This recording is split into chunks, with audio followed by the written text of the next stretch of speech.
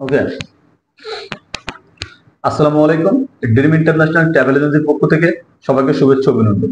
প্রিয় অডিয়েন্স, আশা করি সবাই ভালো আছেন। তো আজকে আপনাদের সামনে যে ভিডিও প্রেজেন্টেশন করতেছি তার মুখ্য বিষয় হচ্ছে মালয়েশিয়া নিয়ে। আপনারা অনেকে আমাদেরকে নক দেন যে মালয়েশিয়ার কাজ শুরু হয়েছে কিনা। আসলে মালয়েশিয়াটা একটু ভোগান্তি বা লেন্দি প্রসেস। এই বন্ধ হয়, এই ওপেন হয়, একটা ভোগান্তি। তো সবকিছু মিলায় 26 অক্টোবর 2024 সালে যে প্রজ্ঞাপন জারি হয়েছে বা মালয়েশিয়ান হাই কমিশন থেকে, সেটা হচ্ছে যে নতুন করে যারা মালয়েশিয়া যেতে চাচ্ছেন তারা কিন্তু চাইলে খুবই শর্ট টাইমে যেতে পারবেন। তো ইউজুয়ালি আপনার 31 ডিসেম্বরের ভিতরে আপনাদের সবাই ভিসা পাবেন। যারা রিসেন্টলি মেডিকেল করবে মালয়েশিয়ার জন্য তারা 31 ডিসেম্বরের আগে অবশ্যই ভিসা পাবেন। আর জানুয়ারি 31 তারিখের ভেতরে 2025 সালে 100% সবাইকে ফ্লাইট করতে হবে। এই হচ্ছে 26 অক্টোবর নতুন যে প্রজ্ঞাপন জারি হয়েছে। আমি আমার ভিডিওতে যেটা দেখাচ্ছি আপনাদের এই প্রজ্ঞাপনটা। তো ব্যাপার হচ্ছে মালয়েশিয়া আমরা যেতে চাই, বেতন দেখি, কাজ দেখি, কিন্তু আসলে আমরা বুঝি না যে প্ল্যান্টেশন সেক্টরে কি কাজ। ও আমি একটু নোট করে আসি। ব্যাপার হচ্ছে সোশ্যাল মিডিয়া আমরা অনেক সময় দেখি যে অনেক এজেন্সি অনেক চাটকদের বিজ্ঞাপন দেয় যে মাছের খামারে লোক নিচ্ছে, বিভিন্ন ফ্যাক্টরিতে লোক নিচ্ছে, বা বিভিন্ন সেক্টরে মালয়েশিয়াতে লোক নিচ্ছে। তো মানে মেন টপিকটা হচ্ছে বা মেন প্রতিপাদ্য বিষয় হচ্ছে এগুলো সব ফেক। বিকজ অফ মন্ত্রণালয় কর্তৃক যে অনুমোদনটা আমরা পাবো বা মন্ত্রণালয় কর্তৃক যে নিয়োগ বিজ্ঞপ্তি বা ডিমান্ড লেটার যে আমরা পাবো, এটাই কিন্তু মেন বিষয়। যে এজেন্সি, সাপোজ আমি এজেন্সির ওনার, আমি যদি এখানে বসে আপনাদের সামনে আমার মন গড়া কথাবার্তা বলি, এটা আসলে আনইউজুয়াল। এটা এই কথার কোনো ভিত্তি নাই। আমি যদি কোনো কথা বলি অবশ্যই আমার কথা লজিক্যালি হতে হবে। আমি কথা সোর্স পেয়েছি কোথায়? আমার তো মন থেকে মন গড়া কথা বললে হবে না। আমার অবশ্যই একটা অথেন্টিক সোর্স দরকার, যে সোর্সের মাধ্যমে আমি এই কথাটি আপনাদেরকে বলতেছি। Because of I believe that আমার একটা কথায় আপনাদের সিদ্ধান্ত পরিবর্তন হবে। তো ফর দ্যাট এই কথাটা হতে হবে অবশ্যই অথেন্টিক। তো নাও কাম টু দ্য পয়েন্ট। আপনারা অবশ্যই মাইন্ডে রাখবেন, মালয়েশিয়াতে শুধুমাত্র প্লান্টেশন ছাড়া কোনো সেক্টরে ভিসা হচ্ছে না। এগ্রিকালচার বলেন বা ফ্যাক্টরি বলেন বা অমুক তমুক যাই আছে, কোথাও কোনো ভিসা হবে না, জাস্ট অনলি প্লান্টেশন সেক্টর ছাড়া। কথাটা মাথায় রাখবেন। প্লান্টেশন সেক্টরে কি কাজ, এটা কিন্তু আমরা অনেকে বুঝি না। অনেকে প্রশ্ন করেন, ভাই প্লান্টেশন সেক্টরে কি কাজ হবে? পাম অয়েল বাগানে, নাকি নার্সারিতে, না কি কাজ হবে বেসিক্যালি? আর ওখানে তো বড় বড় সাপ থাকে, সাপের ভয় আছে কিনা? তো ব্যাপার হচ্ছে না। মালয়েশিয়া বা সিঙ্গাপুর এই দেশগুলো অনেক উন্নত, এশিয়ার ভিতরে অনেক ডেভেলপ কান্ট্রি। এখানে সেফটি ফার্স্ট, জীবনের নিরাপত্তা সবচেয়ে বেশি। তাদের কোম্পানি সবসময় অগ্রাধিকার দেবে আপনার নিরাপত্তা। তো রিস্ক সব জায়গায় থাকে। আপনি যদি মানে কোনো ভালো প্লেসে যান, সেখানে কি ভয় নাই? রিস্ক সব জায়গায় থাকে। রাস্তাতে হেঁটে যাচ্ছেন, গাড়ি এসে মাইরে দিল, মারা গেলেন, রিস্ক তো সব জায়গায় থাকে। যদি এই রিস্ক নিয়ে ভাবেন তাহলে বিদেশ যাওয়ার দরকার নাই। আপনি বিদেশ যাওয়ার টেন্ডেন্সি থাকবে যে আমি কাজ করবো, টাকা ইনকাম করবো, as a safety, with safety সহকারে। তো প্লান্টেশন সেক্টরে আমাদের বেসিক্যালি কি কাজগুলো হয়ে থাকে দেখেন। প্লান্টেশন সেক্টরে অনেকগুলো কোম্পানি থাকে, যেমন ফ্লেটা আছে, রিজ আছে, F&E আছে, অনেক ভ্যারাইটিস কোম্পানি আছে। আমি সবগুলোর নাম জানি না।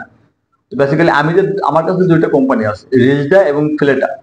তো বেসিক্যালি রিজডার কাজ হচ্ছে প্লান্টেশন সেক্টরের ভিতরে যে নার্সারি আছে, যে ছোট চারা গাছ লতাপাতা ছাঁটাই করা, চারা গাছে পানি দেওয়া, এরকম ধরনের কাজ, একটা শেডের ভিতরে কাজ।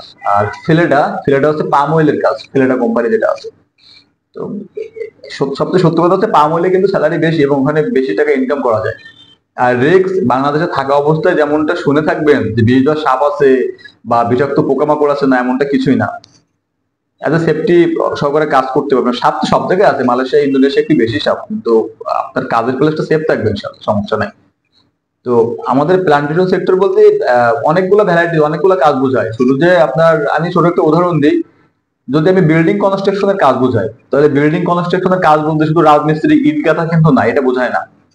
বিল্ডিং কনস্ট্রাকশনের কাজ হচ্ছে আপনার এই যে পেইন্টিং বলেন, ইলেকট্রিক্যাল, থাই অ্যালুমিনিয়াম, যত কাজ আছে সেক্টরের ভিতরে সবগুলোই বোঝায়। তো সেম লাইক প্লান্টেশন বলতে আপনার এই কাজগুলোই বোঝাবে, যে চারা গাছে পানি দেওয়া, চারা গাছে ডালপালা ছাঁটাই করা, আর ছোট চারা গাছ রক্ষণাবেক্ষণ করা। তো এই সেক্টর গুলো এই কাজ। তো আশা করি আপনারা ক্লিয়ার হয়েছেন। আর ব্যাপার হচ্ছে আপনারা ফাঁদে পা দিবেন না। অবশ্যই মালয়েশিয়া যাওয়ার আগে ভেবেচিন্তে যাবেন। আর যারা এখনো মালয়েশিয়া যেতে চাচ্ছেন কিন্তু এখনো মেডিকেল করেন নাই, ফাইল জমা দেন নাই, যারা আমাকে ভালোবাসেন আমাদেরকে নক দিতে, আমি ভিডিওর মাধ্যমে তাদের মেসেজ দিতে চাই, তারা খুব দ্রুত আমাদের সাথে যোগাযোগ করবেন। ইনশাল্লাহ 2 সপ্তাহের ভিতরে আপনার মেডিকেল করে টাকা পেমেন্ট করার পর 2 সপ্তাহের ভিতরে ভিসা পাবেন ইনশাল্লাহ। যদি ভিসা আমি না দিতে পারি তাহলে ক্ষতিপূরণ সহ আপনার টাকা রিটার্ন দিব। এটা আমি একটা চ্যালেঞ্জ আকারে নিলাম আপনাদের থেকে। তো যারা মালয়েশিয়া যাবেন এবং খুব দ্রুত ফ্লাইট করতে চান তারা অবশ্যই আমাদের অফিসে সরাসরি ডকুমেন্টস নিয়ে যোগাযোগ করবেন। আর খরচের ব্যাপারটা হচ্ছে, দেখেন আমি আবার কাটসাট বলতে পছন্দ করি, কারো চোখ বা পিছনে কথা বলা পছন্দ না। অনেকেই বলেন মালয়েশিয়াতে খরচ 79-80 হাজার, আপনারা কেন বেশি যাচ্ছেন?